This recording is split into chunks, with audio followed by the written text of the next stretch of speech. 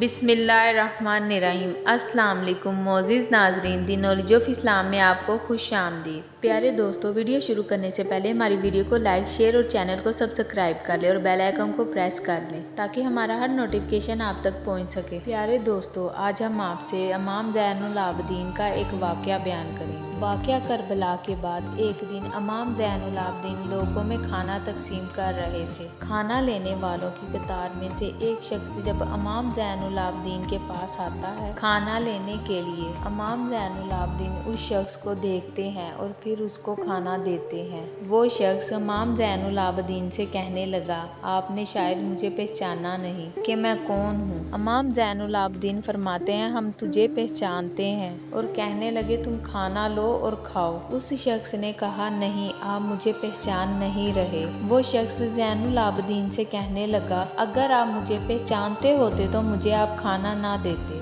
امام زین العابدین نے فرمایا، اے بندہ خدا، تجھے میں کیسے بھول سکتا ہوں۔ حضرت زین العابدین اس شخص سے کہنے لگے، جب ہم قید میں تھے اور تمہارے شہر سے گزرے تھے تب تم نے ہم اہل بیت کو پتھر مارے تھے۔ حضرت زین العابدین نے اس شخص سے کہا، تب ہم تمہارے مہمان تھے، جو تم نے ہمارے ساتھ کیا وہ تمہاری تربیت تھی اور تمہارا سلوک تھا، اور آج تم ہم آل محمد کے در پر آئے ہو، اور جو میں نے کیا وہ ہم آل محمد کی تربیت و سلوک ہے۔ اور حضرت زین العابدین اس شخص سے کہنے لگے، ہم آل محمد کے در پر جو بھی آیا کبھی خالی نہیں گیا۔ سبحان اللہ، میں قربان جاؤں محمد صلی اللہ علیہ وآلہ وسلم پر اور اہل بیت پر۔